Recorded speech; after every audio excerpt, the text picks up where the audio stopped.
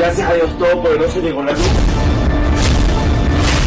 ¡Llegó el agua! Ay, Dios mío, llegó el agua. Ahora sí me voy a bañar y me voy a ir por una fiesta. ¡Uy! Me llegó arroz. ¡Qué bueno! Me duró un mesecito y listo. Gracias, Dios.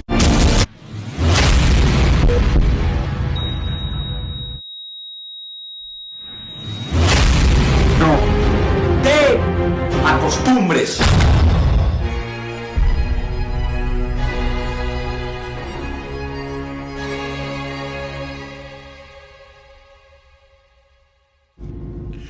Saludos, este es la historia de las últimas 24 horas. Así será recordado todo estas horas en la historia de Venezuela y del mundo. Vamos a empezar. Bueno, se eleva a 18 el número de víctimas fatales por el vuelco de autobús en Perijá. Por otro lado, en el 2019 ha habido el número más alto de presos políticos en la historia. Así como usted lo oye, el número más alto de presos políticos en la historia de Venezuela. El Foro Penal Venezolano registró hasta la semana pasada 773 presos políticos y 8.615 con procesos penales. La visita de Bachelet a Venezuela podría generar liberación de presos políticos. Por otro lado, tenemos la siguiente información. Richard Blanco huyó por las trochas a Colombia. El diputado estaba en la embajada argentina luego de haber sido acusado de rebelión por el régimen de narcorrégimen de Nicolás Maduro. Por otro lado, tenemos que el salario de los venezolanos migrantes es de 34.9% menos que el de los colombianos. Esto implica que por cada 100 pesos por hora de trabajo que gana un habitante en Colombia, el migrante solo recibe de cada 100 pesos 65.1. Así lo demuestra el análisis realizado por el Ministerio de Hacienda de Colombia.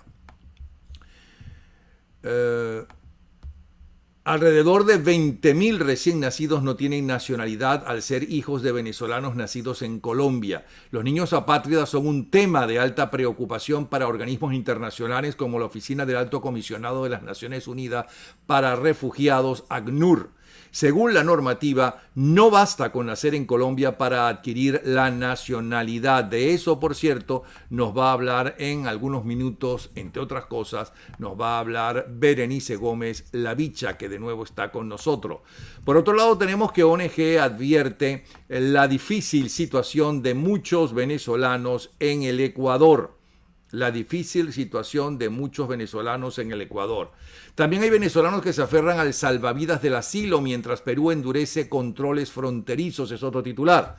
Trinidad Tobago inicia proceso de visado para venezolanos. Al menos 15.000 venezolanos han solicitado el documento que tendrán que retirar en la Embajada de Trinidad y Tobago en Caracas. Y por último se espera nueva ola migratoria de venezolanos que quieren huir de la narcodictadura. El politólogo Benigno Alarcón sostiene que el régimen de Maduro comienza a dar señales de interés en facilitar la salida de venezolanos que pretenden emigrar.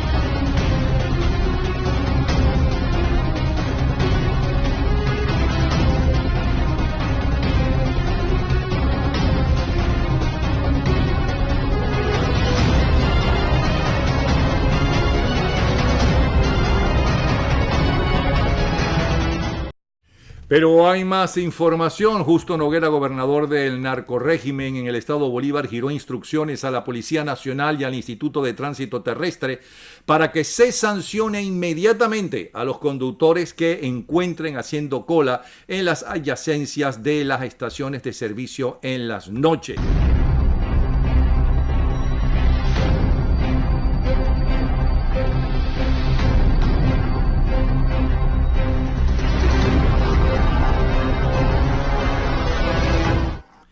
Entonces hay más información. Vamos primero con la de Justo Noguera. Justo Noguera asegura que, atención, Justo Noguera, gobernador del narcorrégimen en el estado Bolívar, giró instrucciones a la Policía Nacional y al Instituto de Tránsito Terrestre para que se sancione inmediatamente a los conductores que se encuentran haciendo cola en las adyacencias de las estaciones de servicio. Este es uno de los titulares. El otro titular que tenemos para ustedes tiene que ver con una encuesta. Según el estudio de Datincorp, el 79% de los venezolanos considera pésima la gestión de Maduro, 79%, a pesar de que el 69% de los encuestados consideran que la crisis económica, de salud y de servicios es lo que más afecta al país. Las posibles soluciones planteadas son rechazadas por buena parte de los venezolanos. El 54% no desea intervención militar y el 66% cree que unas negociaciones no tendrían éxito. Esto es según la encuestadora Datincorp.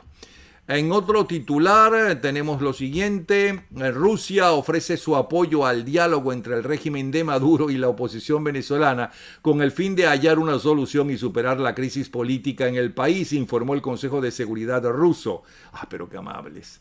Después de todo lo anterior, en solo 24 horas, uno se pregunta, ¿cómo es que voceros del narcorrégimen, porque ya acaban de escuchar ustedes todo lo que ha sucedido, entonces uno se pregunta cómo es que voceros del narcorrégimen dicen que aquí no hay crisis, ¿no? Que no hay crisis humanitaria? Bueno, le pregunto entonces al analista internacional Orlando Goncalves, ¿qué es crisis humanitaria y qué es lo que está entonces pasando en el país? ¿Estamos entonces en la en el mar de la felicidad? Napoleón, como siempre, un gusto saludarte igual que la audiencia.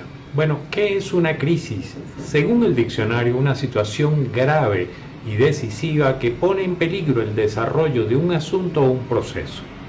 Lo que vive Venezuela me parece que ha sobrepasado con creces una crisis. Lo que vive Venezuela es un horror, es un casi holocausto donde un régimen liderado por una banda criminal que se adueñó del Estado, sencillamente hace lo que le da la gana y la población se está muriendo de mengua día tras día. Sumado a todo eso, esa banda criminal sigue haciendo todo lo que está en sus manos para seguir aferrados al poder, porque está claro que tienen su destino, si es que salieran del poder, muy probablemente su destino sea la cárcel. Así que harán lo que tengan que hacer para mantenerse. Mientras la oposición, liderada por el presidente encargado Juan Guaidó, trata de ir motivando a la gente para que la gente entienda que un solo palo no hace montaña y que requieren de la participación de todos. Esto es un problema de los venezolanos y los venezolanos tienen que resolverlo, pero tienen que resolverlo en la calle, todos juntos. Lamentablemente, en los últimos días se ha presentado una guerra de dimes y diretes de unos contra otros, muy lamentable, muy doloroso, la cantidad de ataques que dentro de la misma oposición se están dando. Ya lo alertaron en el pasado John Bolton, diciendo de que si es que caía Maduro, saldrían más de 40 voces a levantar sus manos y su voz diciendo: yo soy el candidato presidencial, yo soy el elegido. Eso es triste y es lamentable. Aquí no hay ni elegidos, ni hay nada. Aquí lo que hay es un pueblo que está sufriendo y un pueblo que tiene que unirse. Y los líderes de la oposición son los primeros que tienen que dar el ejemplo, dejar sus egos de lado, dejar sus apetencias de lado y pensar en el país y unirse verdaderamente, dejar los ataques de unos contra otros y unirse para que juntos con el pueblo derroten al usurpador Nicolás Maduro y a su banda criminal. Eso es lo que hay que hacer, eso es lo que está pendiente. Y reitero, crisis, Venezuela ya superó el término crisis y habría que buscar un nuevo calificativo para el horror que están viviendo. Pero depende de los ciudadanos, son ellos los que tienen que decidir tomar las banderas y decidirse a salir de la usurpación.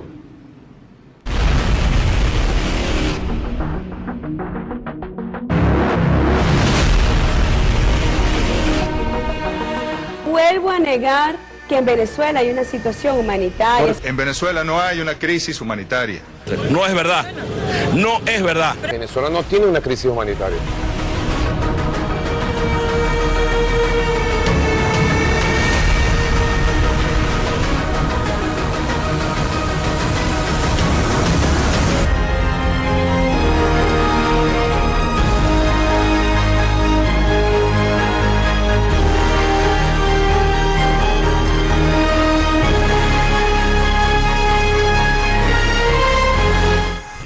Ya saben entonces, según el narcorrégimen, no es verdad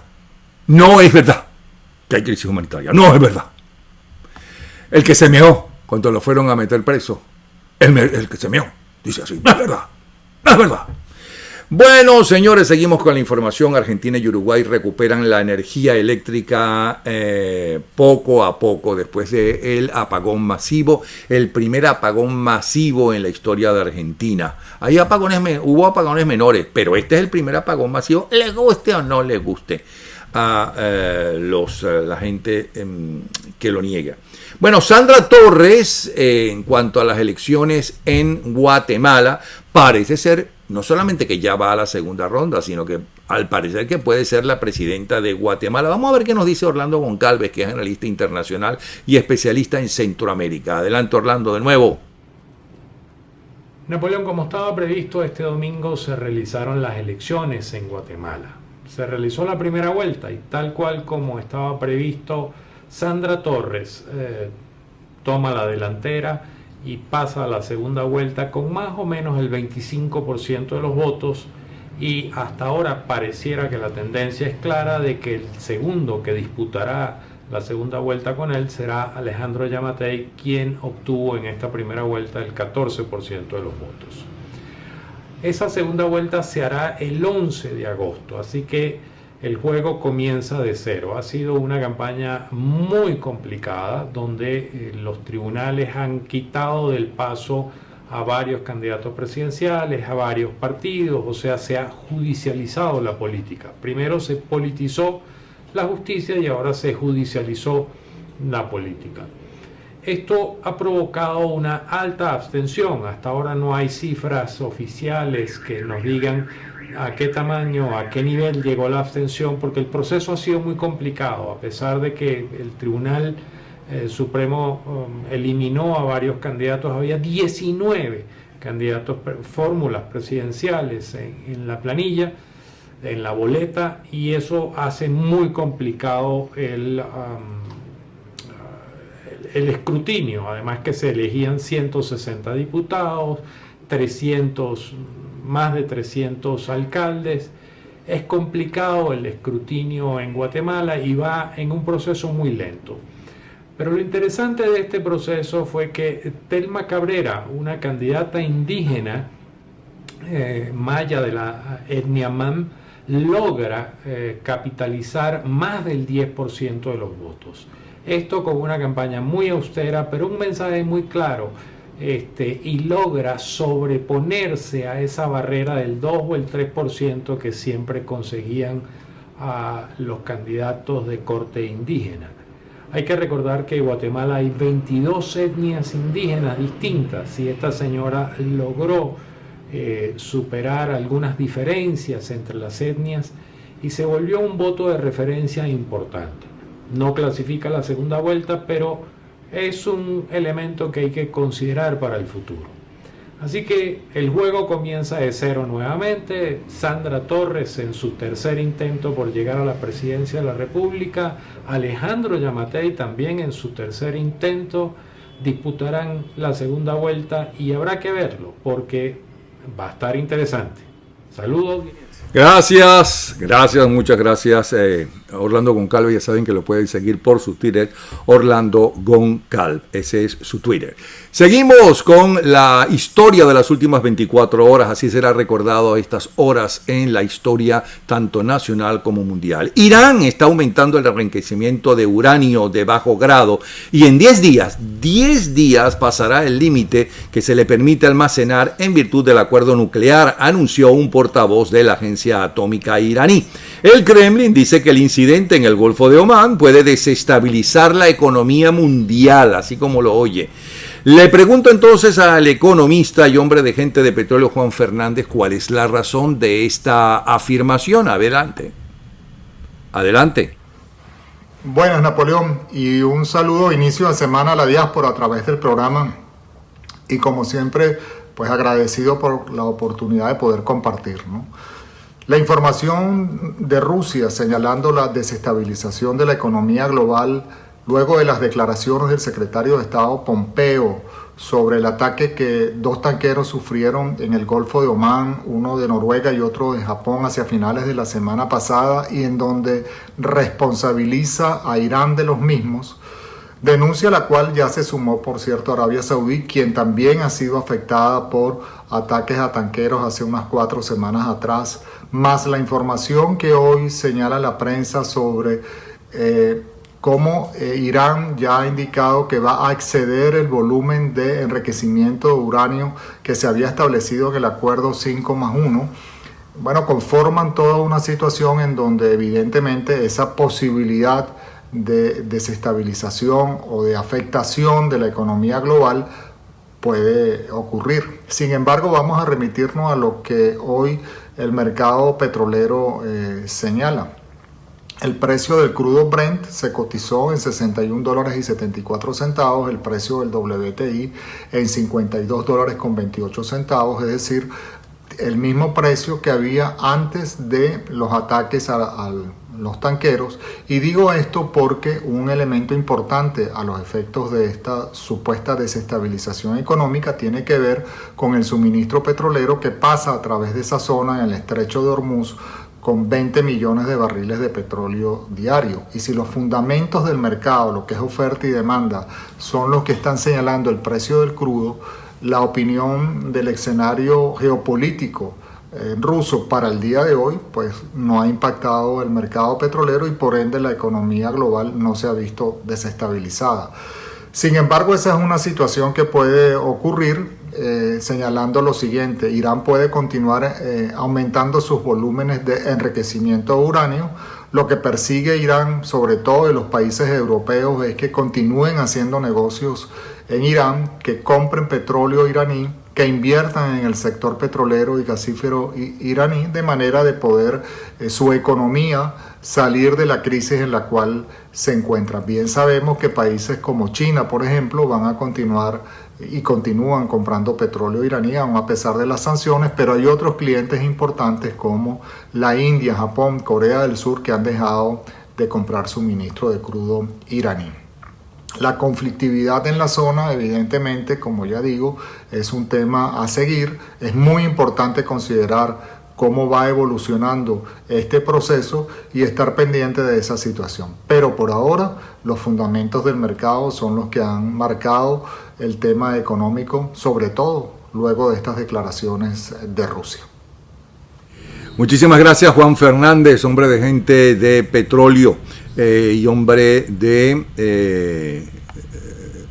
PDVSA, fue alto gerente de PDVSA cuando PDVSA era orgullo del país.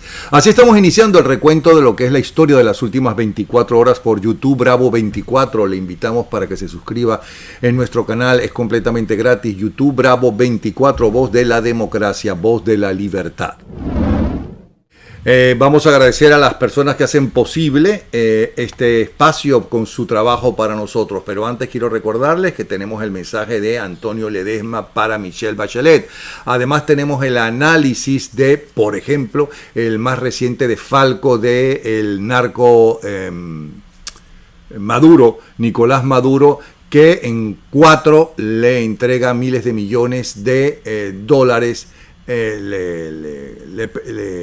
elimina miles de millones de dólares en deuda de los cubanos a los venezolanos. Por otro lado tenemos a Berenice Gómez, tenemos a Damaso Jiménez, tenemos a Iván Ballesteros, creo que también está en línea.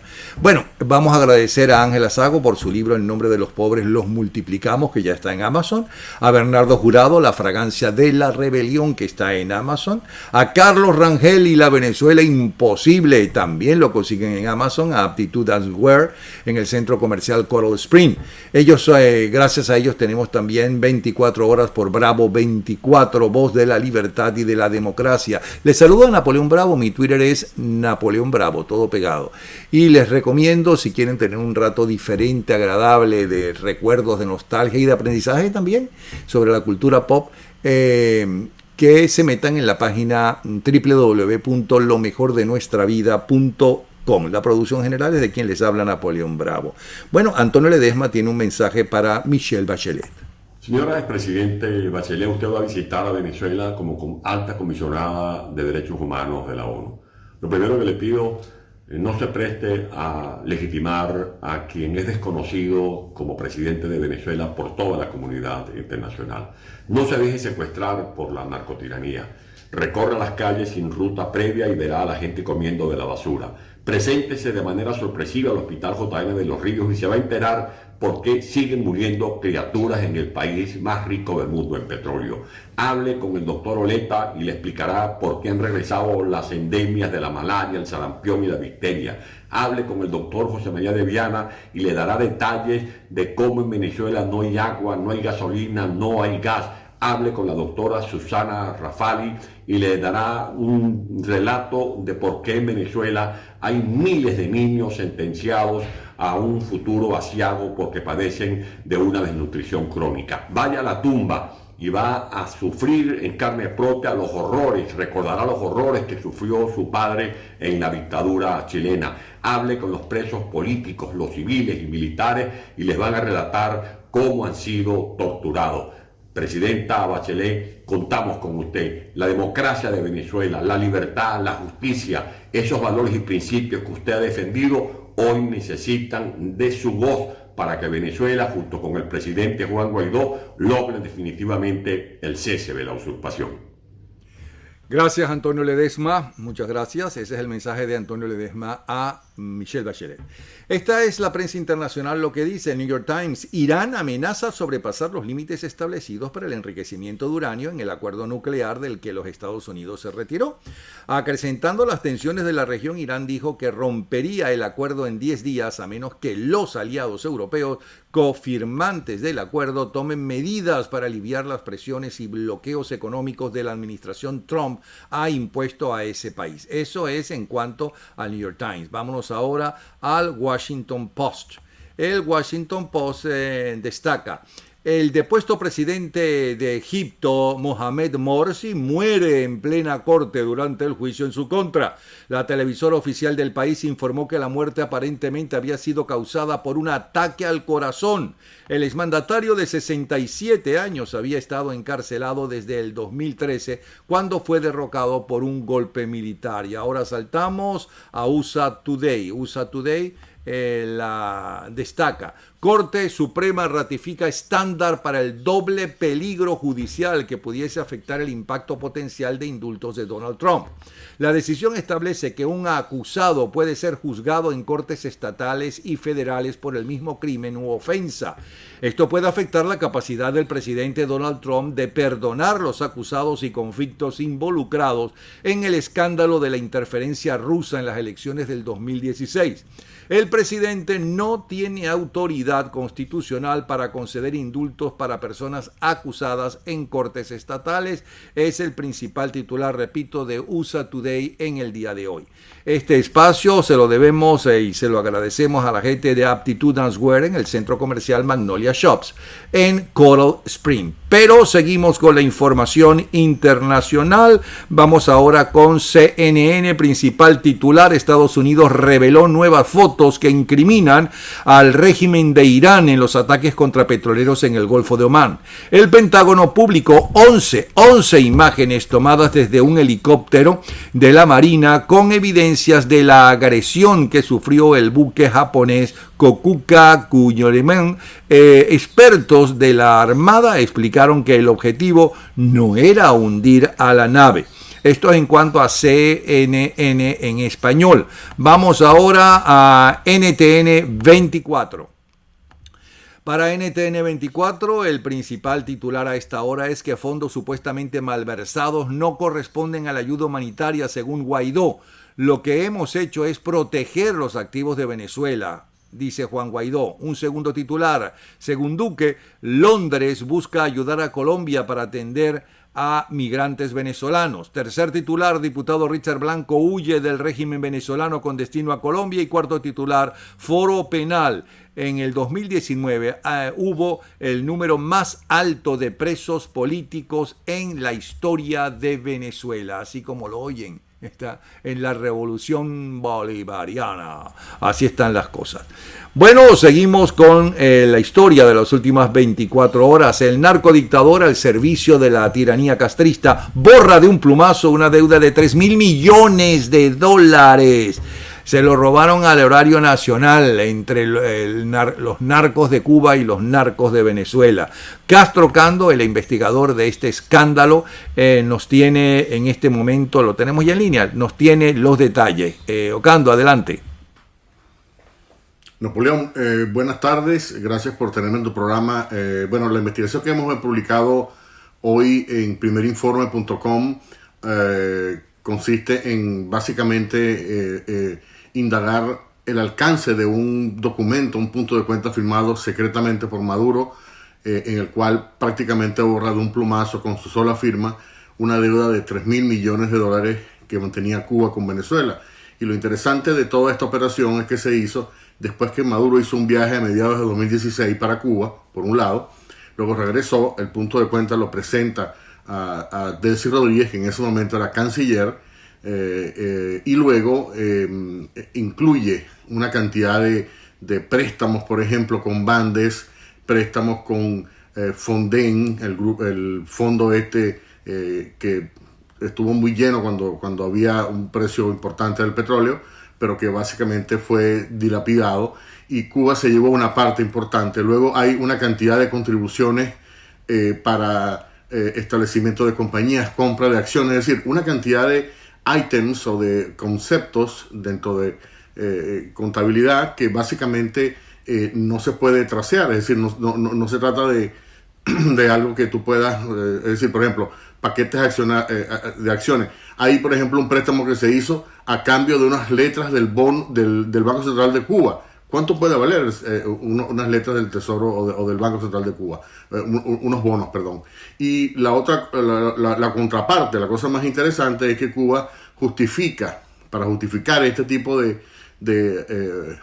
sea, para compensar, ¿no? Porque se planteó un esquema de compensación en el cual Cuba tenía 3.000 millones de dólares, entonces se crea una deuda de 3.000 y pico, 186 millones, 3.186 millones, para entonces llegar al punto de decir, bueno, los 3.000 millones de Cuba quedan básicamente borrados, y lo interesante es que aparecen, por ejemplo, 1.500 millones de dólares en contribuciones, en servicios, en productos que no están especificados entre 2006 y 2015, por un lado. Y por otro, hay dos cosas muy interesantes. Una, Cuba está facturando 148 millones de dólares para servicios a Corpoelec, es decir, supuestas mejoras al sistema eléctrico nacional que, como sabemos, está totalmente colapsado. Y el segundo aspecto es que Cuba exige una compensación de 1.300 millones de dólares por concepto petrolero. Y esto, de acuerdo a expertos que hemos consultado, Juan Fernández, por ejemplo, él dice que en el momento en que se está cobrando esta compensación, que es 2014-2015, el precio del crudo venezolano sufrió una importante baja. Entonces los cubanos están, además de que estaban recibiendo crudo prácticamente diariamente y además gratuitamente, ellos exigen que se les compense, porque el anterior año a ese momento que ellos pedían la compensación, ellos habían ganado más o menos 4.000 millones de dólares por ingresos de la factura petrolera que Venezuela le envía o le enviaba, ¿no? Entonces ellos piden la compensación. Y luego hay una cantidad de servicios o facturas según de productos que Cuba no produce. Por ejemplo, barras de acero, por un lado. Luego está productos telefónicos. Se facturan también viajes de Cubana de Aviación. Nadie sabe a qué viaje, ni por dónde, ni qué tipo de gasto. Se facturan, por ejemplo, 36 millones para la fabricación de software. Nadie sabe tampoco para qué es ese software. Es decir, hay una cantidad de elementos, y lo pueden leer muy detalladamente en mi trabajo que publico en primerinforme.com, de cómo esto básicamente es una manera que han tenido históricamente Venezuela y Cuba para pagarle, es decir, Venezuela, para pagarle básicamente la intervención cubana o el mantenimiento, el sostenimiento en el poder de Maduro, en este caso antes lo era Chávez. Es decir, de esta manera es como se paga la intervención cubana, y es una cosa absolutamente fuera de toda proporción. Por un lado, no tiene precedentes, y luego es una cosa que se utilizaron los dineros de las arcas públicas de todos los venezolanos para pagar básicamente la intervención cubana en Venezuela. Espero que, bueno, sea de una lectura interesante para tu público, Napoleón. Y bueno, me pueden seguir en las redes. Mi cuenta de Instagram es Casto Ocando News, y mi cuenta de Twitter, @cocando. Y bueno, el portal www.primerinforme.com. Gracias. No, gracias a ti. Entonces, @cocando. Entonces, Maduro, arrastrado. Te pusiste en 4 a los 4. ¡Epa, padrino, qué apátrida eres! Asco, así vas a pasar a la historia, tú y tu familia, tu apellido en el suelo. Pero en fin, señores, hay gente que no tiene vergüenza. Vamos a ver qué nos dice, cómo está ese Bolívar arrechamente soberano. Aquí tenemos a Gustavo Díaz, director de Dollar Today. Adelante, Gustavo. Hola, Napoleón, y saludo a la audiencia de Bravo 24. El dólar cierra este lunes 17 y abre el martes 18 en 6.918,32. El dólar implícito en 45. El dólar Bitcoin en 6.244,33. El dólar Bitcoin en 7.138,61. Y el euro en 7.771,21. Bueno, así están las cosas. Gracias, Gustavo. Hasta mañana. En 24 horas volveremos a hablar con Gustavo Díaz para saber cómo está ese Bolívar arrechamente soberano. Vamos a ver qué dice a esta hora el Nacional y qué dice la patilla. El Nacional destaca: Estados Unidos donó más de 213 millones de dólares en ayuda humanitaria a Venezuela. Mike Pence, vicepresidente de Estados Unidos, confirmó que la medida fue autorizada por el mandatario Donald Trump, quien reiteró su respaldo a Guaidó. Mientras el piticastrista de Nicolás Maduro y arrastrado le regala 3.000 millones de dólares a la narcodictadura cubana, ¿no? Estados Unidos, los invasores, los que quieren nuestro petróleo, los Estados Unidos, el imperio, donó más de 213 millones de dólares en ayuda humanitaria a Venezuela. Ese es el principal titular de El Nacional. Segundo titular, unas declaraciones de Guaidó solicitando una auditoría mundial sobre los fondos de la ayuda humanitaria. El presidente interino aclaró que los fondos de la ayuda humanitaria no los manejan dirigentes políticos y que el dinero utilizado para el pago de hoteles en los que se hospedaron sus representantes, los representantes de Guaidó, estaba a cargo de personal del partido político Voluntad Popular. El tercer titular que destaca: me graduaron de bachiller para que Maduro nos viera, pero no estudié nada. Una mujer cuenta cómo el INSEE le dio el título sin haber cumplido con los requisitos para obtenerlo. Solo estuvo 6 meses en el programa. La llamaron a principios de junio para que estuviera en el acto que presidió, ¿quién? Delcy Rodríguez. Así están las cosas. Vamos a ver qué destaca la patilla. Guaidó advierte que pondrá mano dura a responsables de corrupción, desistir casos en su gerencia. Por otro lado, el Foro Penal, la visita de Bachelet debe incluir centros de reclusión como Sebin, Ramo Verde y otros. Tercer titular, pacientes acuden a centros espirituales para curar sus enfermedades. Son los titulares más destacados tanto por el Nacional como por La Patilla. Dos informativos de primera, por eso están perseguidos por el narco régimen. Bueno, señores, yo tengo aquí ya a Berenice. ¿Estamos listos? ¿Estamos listos con Berenice? Vamos con Berenice Gómez. Adelante, Berenice. Adelante, Berenice.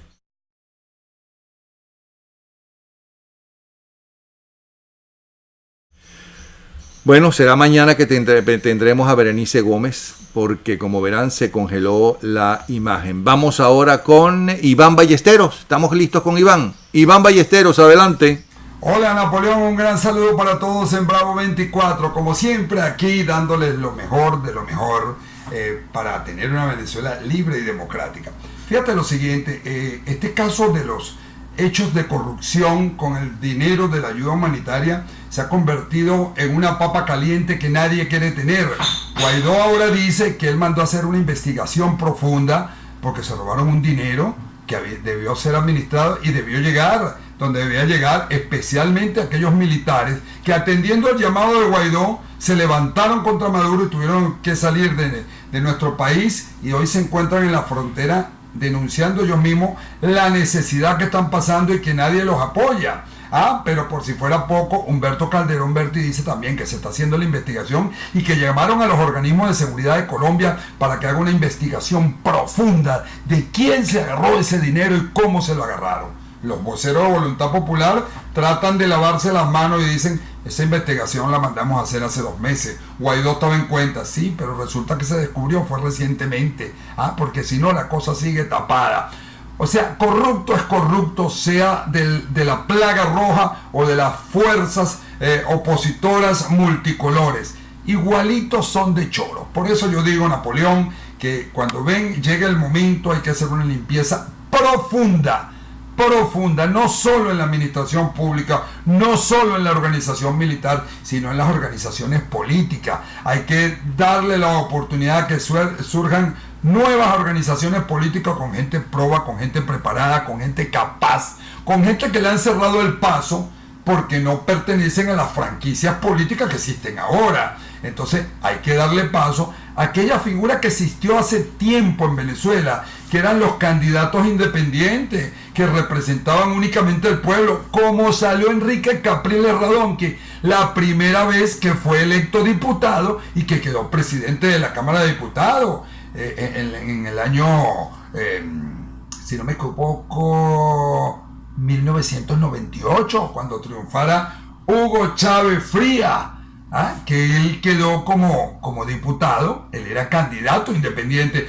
por el estado Zulia, apoyado por el Partido Social Cristiano Copey. Esto es para recordarle a las personas la realidad que muchos desconocen o que se les olvidó. Pero con el trajinar del tiempo y viendo cómo actúa el gobierno revolucionario o la dictadura narco terrorista, entonces ellos ven que roban y roban descaradamente y ellos dicen, bueno, cuando yo llegue al poder puedo hacer lo mismo. Y por eso ahorita que le tiraron ese flycito al pitcher con la ayuda humanitaria, entonces aparecen que se robaron un dinero, pero no aparecen todavía los responsables, no se dan los nombres. La investigación todavía no dice nada. Lo cierto es que ante el mundo quedamos como corruptos dentro y fuera de nuestra frontera. A eso hay que ponerle coto, hay que ponerle fin. Por eso aprovecho en tu escuchado y visto programa de seguir denunciando para que salga la verdad y se juzgue verdaderamente a los responsables de esto, si verdaderamente queremos cambiar, queremos limpiar el país y queremos una nueva Venezuela. Un saludo para todos y hasta la próxima en Bravo 24. Gracias, Iván Ballesteros. Es el comentario de Iván Ballesteros y su plomo parejo. Si lo quieren seguir, recuerden que su Twitter es @plomoparejo. Y aquí está desde Florida Central Damaso Jiménez con más información de las últimas 24 horas. Adelante, Damaso. Bien, ¿cómo está Napoleón? Saludos a los seguidores de Bravo 24. Les saluda Damaso Jiménez. mi cuenta en Instagram y en Twitter, @DamasoJiménez. Vamos a comentar un poco las noticias más importantes de la Florida en las últimas 24 horas. Tiene que ver con la visita de Trump para este martes. Cientos de simpatizantes y detractores del presidente Donald Trump tomaron los alrededores de Amway Center en Orlando, donde el mandatario pues va, o se espera que anuncie oficialmente su disposición a participar en las elecciones del 2020. La zona del downtown se encuentra acordonada por cuerpos policiales, ya que se esperan fuertes protestas desde el mediodía de este martes por parte de grupos opositores. Varias cadenas de televisión, algunos canales locales han dado cobertura durante todo este lunes a la llegada de los simpatizantes del presidente 40 horas antes de lo que va a ser el inicio del meeting en un pabellón deportivo que tiene capacidad para unas 20,000 personas. Trump vaticinó muy temprano en la mañana en Twitter una asistencia récord al anuncio de su campaña para la reelección. Dijo también que ha recibido más de 100,000 solicitudes para asistir al evento al que hay que inscribirse previamente. Bueno, el propio presidente anunció en esa misma red social que la organización está instalando grandes pantallas de proyección para poder atenderlos a todos. El Partido Demócrata de Florida publicó este lunes una encuesta en la que alega que Trump es tóxico en Orlando, con un 69% de desaprobación en su gestión y solo un 28% dispuesto a votar por su continuidad o la reelección si las elecciones fueran llevadas a cabo este mismo lunes. Bueno, se trata de una encuesta realizada a 565 votantes de Orlando y el downtown entre el 11 y el 13 de junio, según los demócratas. En dicha zona se concentran alrededor de 1.2 millones de puertorriqueños alineados en su mayoría por el Partido Demócrata, que llegaron a la Florida después del devastador paso del huracán María, que arrasó en septiembre del 2017 la isla, donde muchos, por cierto, critican su actuación tras el desastre. Bueno, las puertas del Amway Center se van a abrir a partir de las 4 de la tarde, hora del este de los Estados Unidos, y está previsto que el meeting comience a las 8 de la noche. Antes se va a llevar a cabo una protesta pacífica por la presencia del presidente Trump en la ciudad de Orlando. El tema es Gane con Amor, y ese es el emblema, con un globo gigante con la forma de Trump bebé, con pañales, cara de enojo y un celular en la mano, que parece que va a ser pues un poco la imagen pop de esta próxima elección, en el caso de participar por supuesto Donald Trump para la reelección. Hasta ahora solo el exgobernador del estado de Massachusetts, Bill Webb, ha anunciado su intención de medirse con Trump para hacerse de la nominación republicana. Del lado de los demócratas se tiene previsto una pelea esta próxima semana con 20 precandidatos. Esto sería el 3 de noviembre para las elecciones del 3 de noviembre del 2020. Entre ellos se encuentran el presidente Joe Biden, el senador Bernie Sanders y Julián Castro, que fue secretario en la administración de Barack Obama. Este será el primer debate público de cara a las primarias demócratas que tendrá lugar esta próxima semana, como les dije, en Miami, con estos 20 precandidatos en un encuentro que estará dividido en 2 jornadas y que será televisado por importantes cadenas de la televisión norteamericana. Bueno, seguiremos en contacto mañana, Napoleón y amigos de Bravo 24. Muchas gracias. No, gracias a ti. Gracias, Damaso Jiménez, desde Florida Central. Señores, y antes de escuchar a Olavarría, que siempre es bueno volverlo a escuchar, con su famoso discurso frente a la cara del mismísimo dictador Chávez Frías, vamos a ver qué nos dice la Wicca. Virginia Escobar, adelante, Wicca. Hola, Napoleón. Para el martes 18 de junio, las energías se recaen sobre Beltane, que es una fiesta pagana y nos hace referencia a muchas energías juntas que generan una nueva realidad. Puede que reine la inconsciencia y nadie se dé cuenta. Es un día de elecciones o decisiones inesperadas. Por esa razón, debemos revisar las órdenes que vamos a dar o las que vamos a cumplir. No te preocupes tanto por lo que pasa. Preocúpate si no pasa nada. El signo mejor aspectado es Leo, que tendrá éxito en comunicaciones, ideas o asesorías. Te considerarán un genio. Géminis, tratas de imaginar el futuro, pero ves todo muy incierto y lleno de confusión. Pero tranquilo, que sí hay posibilidades, solo que no por ahora. Libra, de repente te sentirás amenazado por eventos que suceden rápidamente y no te da chance de analizarlos. Acuario, alguien que te cae mal te llevará buenas noticias. Intenta no burlarte en su cara. Aries, recibirás un reconocimiento o bono en el trabajo, pero causará envidias en tu entorno. Sagitario, estás a la expectativa ante tanto retraso y obstáculos. Tienes dificultades para adaptarte a los cambios. Cáncer, estás enfermo o falto de visión. Mejor acepta ayuda o consejo de otros en estos momentos. Escorpio, ante un hecho injusto o desagradable, tendrás la oportunidad de alejarte a tiempo para que esto no te afecte. Piscis, los problemas con la economía te tienen débil, pero pronto llegará un triunfo que simplemente no esperabas. Tauro, cuídate de envidias, porque puede que se retrasen tus planes de viaje o cambios significativos. Virgo, cuidado con la gente posesiva. Tú no eres un objeto, eres una persona capaz de tomar tus propias decisiones. Capricornio, puedes lograr cosas buenas para ti y alcanzar una victoria, pero hay gente que solo quiere hacerte daño, así que cuidado. Palabra de bruja. Me pueden encontrar en Twitter como @VirginiaEscobar o en Instagram como @WiccaReencarnada. Mañana regresamos con las energías y los signos. Hasta mañana, Napoleón. Hasta mañana, estimada audiencia. Hasta mañana, Virginia Escobar. Hasta mañana. Bueno, y hasta mañana les deseamos a ustedes también. Hasta dentro de 24 horas en que estaremos nuevamente con ustedes. Pero antes, escuchen a Jorge Olavarría. Esta solemne celebración, la última del siglo, coincide con una hora menguada de la patria. Es una hora triste, tensa, bochornosa, preñada de peligros y de amenazas para los que queremos vivir en libertad y democracia bajo el imperio de la ley.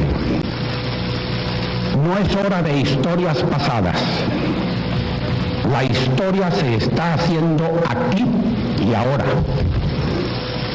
Es la circunstancia la que nos exige seguir el ejemplo de los próceres que firmaron la Declaración de la Independencia, de los que fundaron las bases y sentaron los principios de un Estado constitucional, en el cual la ley respetase la libertad y el honor, como decía una cancioncita que andaba por ahí corriendo en las calles de la Caracas entonces.